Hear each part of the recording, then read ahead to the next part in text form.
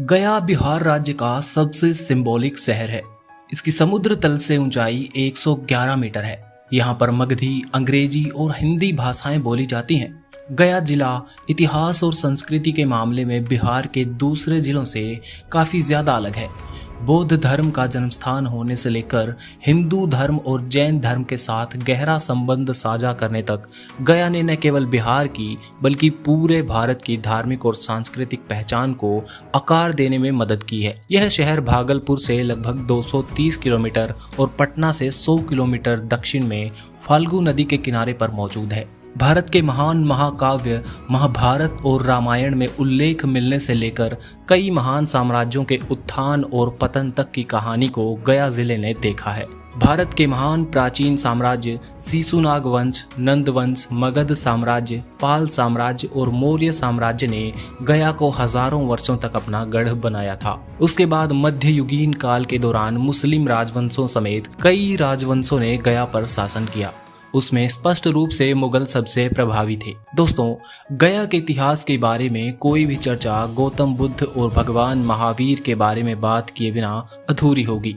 भगवान महावीर और गौतम बुद्ध प्राचीन भारत के दो सबसे बड़े दार्शनिक रहे हैं। जब मगध साम्राज्य के राजा बिंबिसार गया के क्षेत्र के राजा थे, तब दोनों ने कई महत्वपूर्ण धार्मिक प्रथाओं का प्रदर्शन किया और महत्वपूर्ण ग्रंथ लिखे। गया वास्तव में बौद्ध धर्म का जन्म स्थान है, जो आज विश्व का तीसरा सबसे बड़ा धर्म बन चुका है। गौतम बुद्ध ने गया में ही आत्मिक ज्ञान हासिल किया था और उसके बाद ही बौद्ध मत का जन्म और विस्तार हुआ था। भौगोलिक रूप से गया शहर लगभग 50.17 वर्ग किलोमीटर के क्षेत्र में फैला हुआ है। जिले के ग्रामीण और शहरी इलाकों को मिलाया जाए तो कुल क्षेत्रफल 4,976 वर्ग किलोमीटर है। यह पूर्व में नवादा जिले, पश्चिम में औरंगाबाद, उत्तर में जहानाबाद जिला और दक्षिण में झारखंड के चतरा जिले से घिरा हुआ है। फाल्गु नदी जिले की मुख्य नदी है और सिंचाई परियोजनाओं, पीने का पानी और बड़ी जरूरतों के लिए जल की आपूर्ति इस नदी के द्वारा की जाती है। जहाँ तक खनिजों की बात है तो यहाँ पाए जाने वाला खनिज पत्थर देश के विभिन्न हिस्सों में निर्माण कार्यों और सड़कों में उपयोग किया जाता है और गया जिले से निर्यात की जाने वाली वस्तुओं में सबसे महत्वपूर्ण आइटम है। गया की अर्थव्यवस्था पूरी तरह से कृषि पर आधारित है।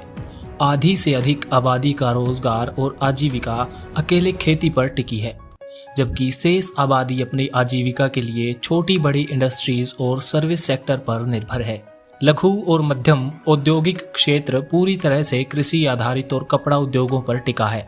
लेदर और केमिकल इंडस्ट्रीज भी गया में लोगों को रोजगार देती हैं। जहां तक सर्विस सेक्टर की बात है तो ये पूरी तरह से बैंकिंग, हॉस्पिटैलिटी और अनरेगुलेटेड रिटेल पर टिका है। गया का रेलवे स्टेशन इस शहर के लोगों के लिए ट्रांसपोर्टेशन का मुख्य जरिया है। यह जिले का मुख्य रेलवे स्टेशन है और गया को भारत के लगभग सभी महत्वपूर्ण शहरों से जोड़ता है। इसके अलावा गया में एक डोमेस्टिक एयरपोर्ट भी है, जो बोध गया मंदिर से लगभग 5 से 6 किलोमीटर की दूरी पर मौजूद है। ये एयरपोर्ट गया जिले को देश की राजधानी के साथ साथ मशहूर टूरिस्ट डेस्टिनेशंस और महत्वपूर्ण शहरों महानगरों से जोड़ता है। गया में ऑटो रिक्शा गया का सबसे लोकप्रिय ट्रांसपोर्ट है। धार्मिक स्थलों की बात करें तो गया एक कमाल की जगह है। हमारे देश के कुछ सबसे प्रमुख मंदिर और पवित्र स्थल बोध गया में मौजूद हैं, जो गया से बहुत दूर नहीं है।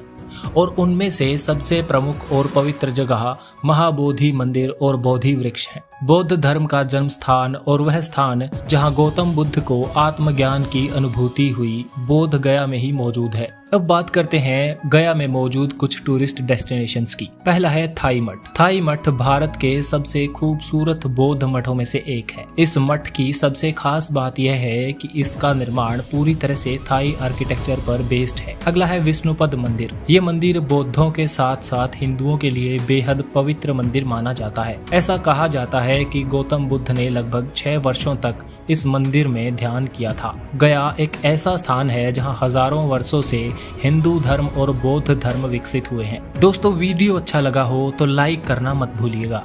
एक्सप्लोर वाईआरएस को सब्सक्राइब जरूर करना, क्योंकि अगला वीडियो हो सकता है आपके शहर के बारे में हो। अगर आप गया से हैं या गया से इस वीडियो को देख रहे हैं तो आपका बहुत बहुत धन्यवाद।